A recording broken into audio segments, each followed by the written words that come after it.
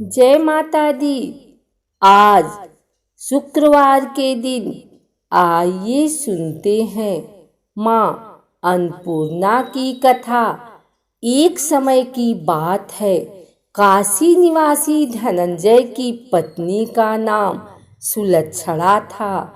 उसे अन्य सब सुख प्राप्त थे, केवल निर्धनता ही उसके दुख का कारण थी।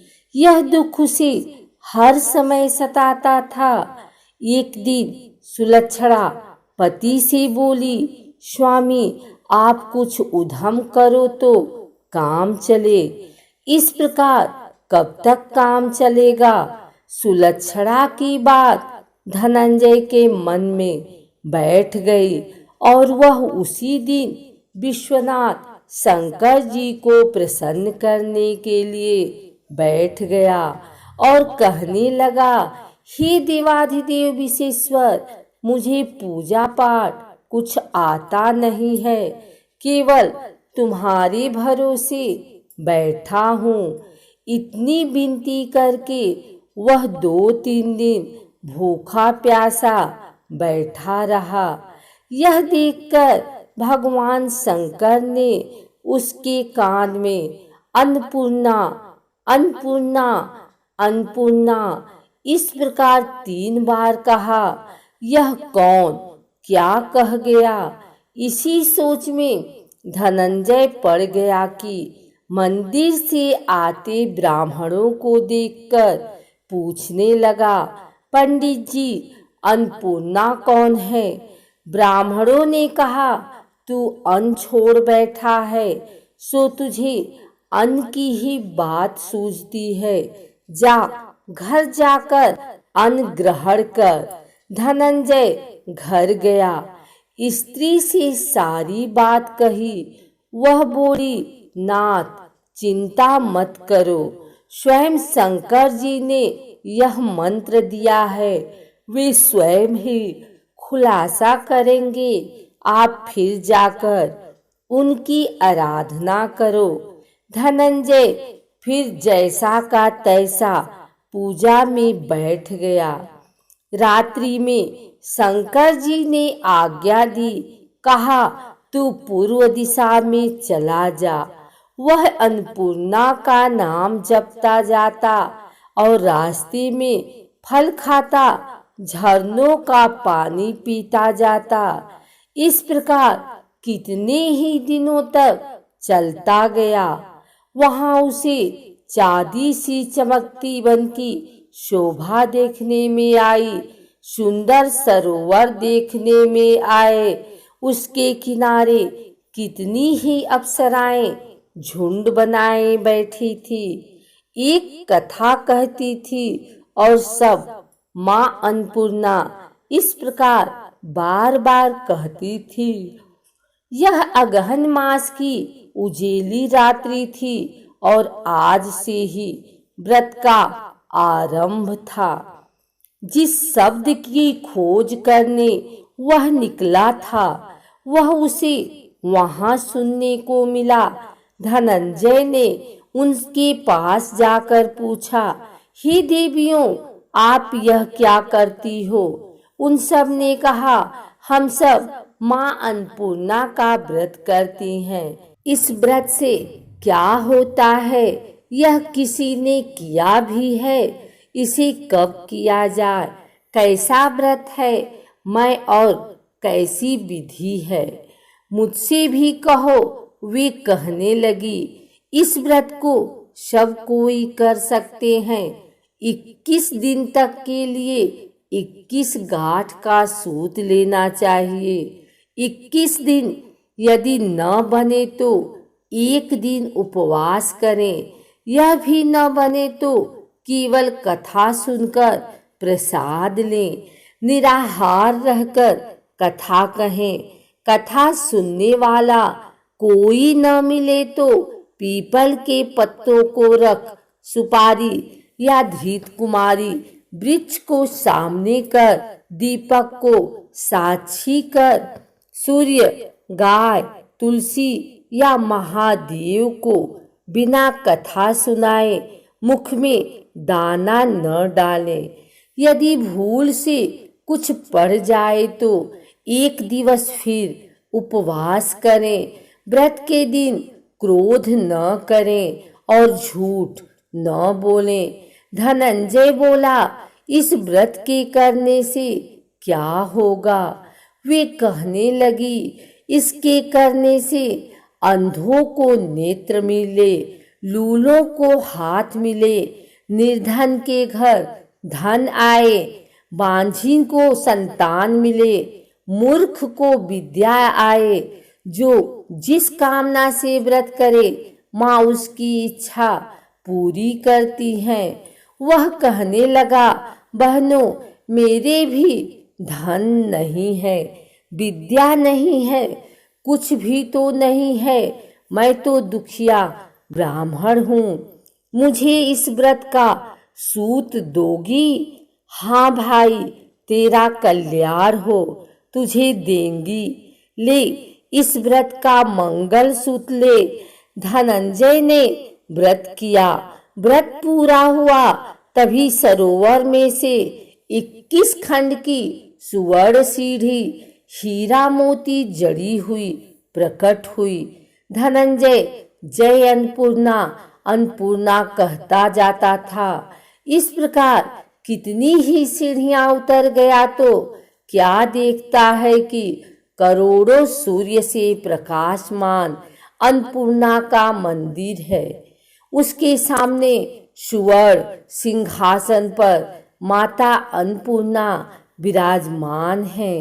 सामने भिक्षा हेतु शंकर भगवान खड़े हैं। देवांगनाएं चवर डुलाती हैं। कितनी ही हथियार बांधे पहरा देती हैं। धनंजय दौड़कर जगदम्बा के चरणों में गिर गया। देवी उसके मन का क्लेश जान गई।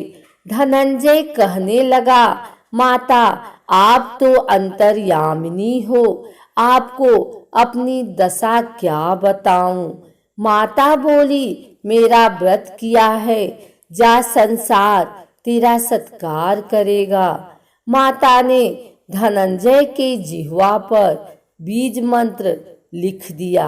अब तो उसके रोम रोम में विद्या प्रकट हो गई। इतने में क्या देखता है कि वह काशी विश्वनाथ के मंदिर में खड़ा है। माँ का वरदान ले धनंजय घर आया। सुलक्षणा से सब बात कही। माता जी की कृपा से उसके घर में संपत्ति उमड़ने लगी। छोटा सा घर बहुत बड़ा गिना जाने लगा। जैसे शहद के छत्ते में मक्खियां जमा होती हैं, उसी प्रकार अनेक सगे संबंधी आकर उसकी लड़ाई करने लगे।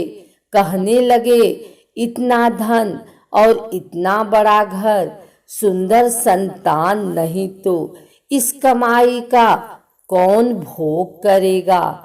सुलक्षणा से संतान नहीं है, इसलिए तुम दूसरा विवाह करो। अनिच्छा होते हुए भी धनंजय को दूसरा विवाह करना पड़ा और सती सुलक्षणा को सौत का दुख उठाना पड़ा। इस प्रकार दिन बीतते गए। फिर अगहन मास आया। नए बंधन से बंधे पति से सुलक्षणा ने कहलाया कि हम व्रत के प्रभाव से सुखी हुए हैं, इस कारण यह व्रत छोड़ना नहीं चाहिए। यह माता जी का प्रताप है जो हम इतने संपन्न और सुखी हैं। सुलक्षणा की बात सुन धनंजय उसके यहाँ आया और व्रत में बैठ गया। नई बहू को इस व्रत की खबर नहीं थी। वह धनंजय के आने की राह देख रही थी। दिन बीतते गए और व्रत पूर्ण होने में 3 दिवस बाकी थे कि नई बहू को खबर पड़ी। उसके मन में ईर्ष्या की ज्वाला दहक रही थी। सुलक्षणा के घर आ पहुंची और उसने वहां भगदड़ मचा दी। वह धनंजय को अपने साथ ले गई। नए घर में धनंजय को थोड़ी देर के लिए निद्रा ने आ दबाया। इसी समय नई बहू ने उसका व्रत का सूत तोड़कर आग में फेंक दिया। अब तो माता जी का कोप जाग गया। घर में अकस्मात आग लग गई। सब कुछ जलकर खाक हो गया। सुलक्षणा जान गई और पति को फिर अपने घर ले आई। नई बहू रूठकर पिता के घर जा बैठी। पति को परमेश्वर मानने वाली सुलक्षणा बोली, नाथ घबराना नहीं, माता जी की कृपा अलौकिक है। पुत्र कुपुत्र हो जाता है पर माता कुमाता नहीं होती। अब आप श्रद्धा और भक्ति से आराधना शुरू करो, वे जरूर हमारा कल्याण करेंगी। धनंजय फिर माता के पीछे पड़ गया। फिर वही सरोवर सीढ़ी प्रकट हुई। उसमें मां अन्नपूर्णा कहकर वह उतर गया। वहां जा माता जी के चरणों में रुदन करने लगा। माता प्रसन्न हो बोली, यह मेरी स्वर्ण की मूर्ति ले, उसकी पूजा करना, तू फिर सुखी हो जाएगा। जा, तुझे मेरा आशीर्वाद है। तेरी स्त्री सुलक्षणा ने श्रद्धा से मेरा व्रत किया है, उसे मैंने पुत्र दिया है। धनंजय ने आँख खोली तो खुद को काशी विश्वनाथ के मंदिर में खड़ा पाया। वहां से फिर उसी प्रकार घर को आया। इधर सुलक्षणा के दिन चढ़े और महीने पूरे होते ही पुत्र का जन्म हुआ। गांव में आश्चर्य की लहर दौड़ गई। मानता आने लगा। इस प्रकार उसी गांव के निसंतान सेठ के पुत्र होने पर उसने माता अन्नपूर्णा का मंदिर बनवा दिया। उसमें माता जी धूमधाम से पधारी, यज्ञ किया और धनंजय को मंदिर के आचार्य का पद दे दिया। जीविका के लिए मंदिर की दक्षिणा और रहने के लिए बड़ा सुंदर सा भवन दिया। धनंजय स्त्री पुत्र सहित वहां रहने लगा। माता जी के चढ़ावे में भरपूर आमदनी होने लगी। उधर नई बहू के पिता के घर डाका पड़ा, सब लुट गया। वे भीख मांगकर पेट भरने लगे। सुलक्षणा ने यह सुना तो उन्हें बुला भेजा, अलग घर में रख लिया और उनके अण्वस्त्र का प्रबंध किया। धनंजय, सुलक्षणा और उसका पुत्र माता जी की कृपा से आनंद से रहने लगे।